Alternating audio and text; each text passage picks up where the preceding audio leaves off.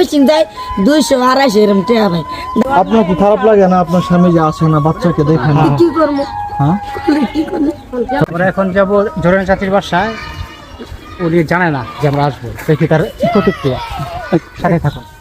এই যে আলহামদুলিল্লাহ এই তো গরিব মানুষ, এই যে গরদানি যা, এই যে রান্নার ভাই নেই কিছু না, কিন্তু না খেয়ে খাই খালি আর। আসসালামু আলাইকুম। উনি জরিনা চাচি আর কি, ওনার কেউ নেই, শুধুমাত্র দুইটা মেয়ে আর কি। একটা মেয়ের বিবাহ দিচ্ছে, আর জামাইও ভাগ আছে। একটা মেয়ে আপনার ছোট আর কি।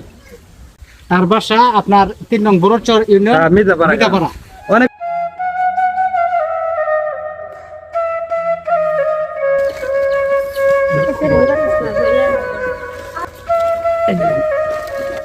স্বামী কি করে? কিছুই করে না, পাগলা পাগলা বাদাম। আপনার বাচ্চা কয়জন? আমরা বাচ্চা 2 মাইয়া, কই এখন? এই যে আছে, ওই যে একটা, তা পাগলা এই, পাগলা। এদিকে আসো।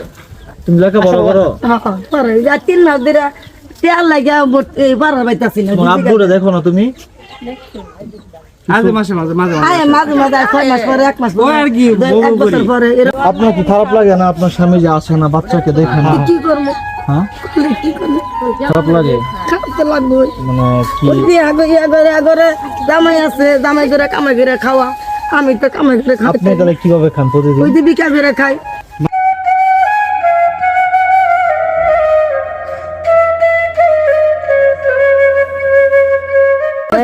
সবারই উচিত আপনার, ঢাকা গেছি, সবার আশেপাশে তো আপনার অসহায় লোক থাকে আর কি। সবাই যদি একটু একটু চেষ্টা করে তাহলে আর কি সমাজটা খুব ভালো হয়। মিশিং যায় 200-250 এরকম টাকা ভাই। ঢাকা গেলে 400-500 টাকা ভাই। আপনি তো আপনার সমস্যাটা বলছেন, আমি যথাসাধ্য চেষ্টা করবো। আপনি একটু হৃদয়ের সাথে একটু রাখবেন আর কি। আচ্ছা আচ্ছা এটার একটা ব্যবস্থা করে দিন। আমরা এখন জোরেনা চাচির চ্যাপ্টারটা ক্লোজ করলাম আর কি। যথাসাধ্য চেষ্টা করলাম তাকে যতটুকু সহযোগিতা করা যায় আর কি।